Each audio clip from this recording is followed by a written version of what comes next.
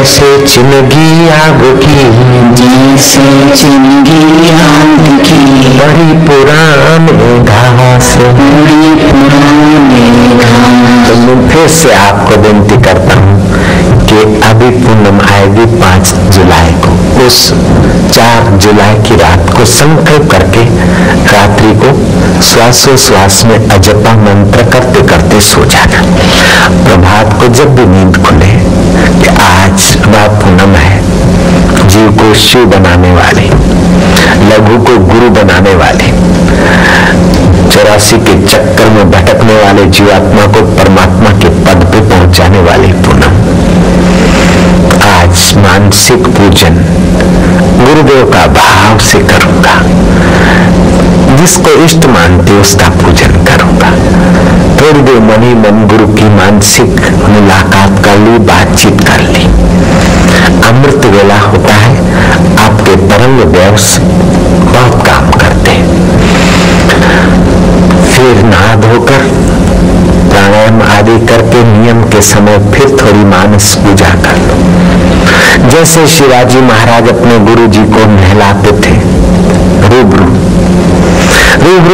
मैं नहीं नहला पाता था तो मैं मेरे गुरुदेव को मन से नहला देता था। मैं मेरे गुरुदेव को वस्त्र पहनाता था, रूबरू तो दूसरा सेवक करता था।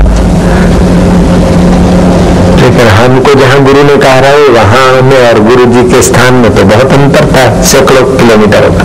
तो हम मन से गुरु जी का मानसिक स्नान करा लेते, गुरु जी को पहुंचते, गुरु जी को कपड़ा पहनाते, गुरु जी को तिलक करते, गुरु जी को पुष्पों की माला पहनाते, मोतिये की माला पहनो, ये गुलाब की माला, साईं केड़वाला है तो है ना, वाह साईं वाह, फिर बातें करते। गुरु पूनम के पर्व पे तो ऐसा करते रहे, बाकी रोज तो ऐसे ही चलते फिरते उनके साथ अपने लगे रहते। तो बाकी के तो अपनी जगह पे रहे और हमको तो गुरु जी ने अपनी जगह पे पहुंचा दिया। तो गुरु पूर्णिमा के पर्व पर मानस पूजा कर सके तो कर लेना, मौन रख सके तो रख लेना, उपवास कर सके तो दोपहर तक उपवास कर लेना, विशेष लाभ होता है। परवानी है जिसकी छंद गायत्री है, देवता खुद ही सर्वदेवों का देवता है। और विनियोग क्या है, कोई भी मंत्र करते हैं, अनुष्ठान करते तो उसका विनियोग करना होता है, अर्थात हमारे को क्या चाहिए, हम किस लिए करते हैं। जैसे कहूँ अर्जी लिखते हैं तो इस निमित्त, इस बाबत, इस काम के लिए, इस विषय के लिए, ऐसे ही मंत्र जाप के आरंभ में विनियोग कर देना पड़ता है। तुम कौन सा मंत्र जप रहे हो, उस मंत्र की छंद क्या है, उसका ऋषि कौन है, उसका देवता कौन है। सात्विक मंत्रों में, राजस मंत्रों में और तांत्रिक मंत्रों में सत्ता तो उसी सर्वेश्वर की है। जैसे अच्छे बुरे लोगों में सत्ता चेतन की है, अच्छे बुरे मकानों में जलने वाले बल्ब सत्ता पावर हाउस की है, अच्छे बुरे साधनों में विद्युत की सत्ता। ऐसे ही जिस सर्वेश्वर की सत्ता है, उस सर्वेश्वर का, परमेश्वर का मंत्र सीधा स्वाभाविक ध्वनि ओंकार। बौद्ध धर्म में इस ओंकार को अत्यंत आदर से स्वीकारा है और फायदा लिया है। ओम मणि पद्मे हूं, जो ओम है, हृदय रूपी गुहा में मणि की नाई चमकता है, ये हमारा नमन है उन्हें। मुसलमान ने इस ओमकार का उपयोग आमीन आमीन थोड़ा बदल के स्वीकार किया, और हिंदुओं ने तो जहां तहां इसका पूरा फायदा उठाने की गति दिखाई।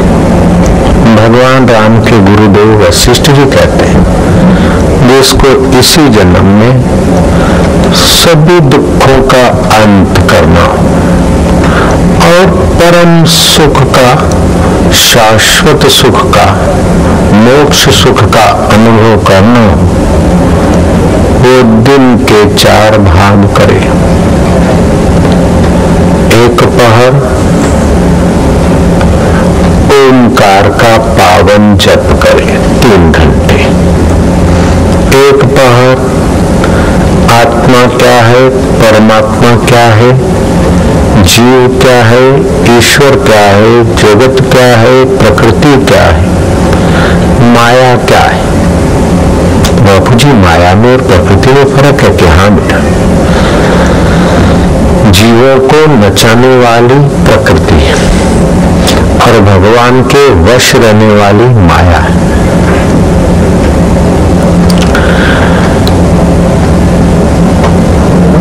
माया अनादि है, प्रकृति अनादि है, ईश्वर अनादि है, जीव अनादि है, ब्रह्म अनादि है। लेकिन जब परब्रह्म परमात्मा का साक्षात्कार हो जाता है तो बाकी के सब शांत अनादि हो जाता है और परब्रह्म परमात्मा अनंत अनादि रूप में अनुभव में आ जाता है। तो 3 घंटे एक पहर वेदांत शास्त्र का विचार करें, दिन में 3 घंटे। एक पहर आत्मज्ञानी संत की सानिध्यता और सेवा का फायदा उठाए। एक पहर संत सेवा टहल, एक पहर प्रणव जप, एक पहर शास्त्र विचार, एक पहर उस परमात्मा अनुभव में विश्रांति पाने का प्रयास। तो ये जीव सभी दुखों से सदा के लिए छूट जाएगा और सभी सुखों का, सभी सामर्थ्यों का, सभी माधुर्यों का और सभी ऊंचाइयों का जो मूल है, उस परम मूल स्वरूप पार ब्रह्म परमात्मा को प्राप्त हो जाएगा। आरंभ में दिन के 2 भाग कर ले, एक भाग आजीविका आदि के लिए और एक भाग में इन 4 चीजों का समावेश कर ले। जो गति बढ़ेगी तो रोजी रोटी के लिए फिर प्रयत्न या चिंतन नहीं करना पड़ेगा। जो जो आप उस परमात्मा के निकट आपकी वृत्ति धारा जाती है, त्यों त्यों प्रकृति आपके अनुकूल होती चली जाएगी और आपकी आसक्ति और मूढ़ता क्षीण होती जाएगी। रजोगुण और तमोगुण का प्रभाव होता है, इसलिए जीव की मति गति छोटी होती। जो जो सात्विक नियमों का पालन करेगा, त्यों त्यों से जीव की मति गति उन्नत होगी। महाभारत में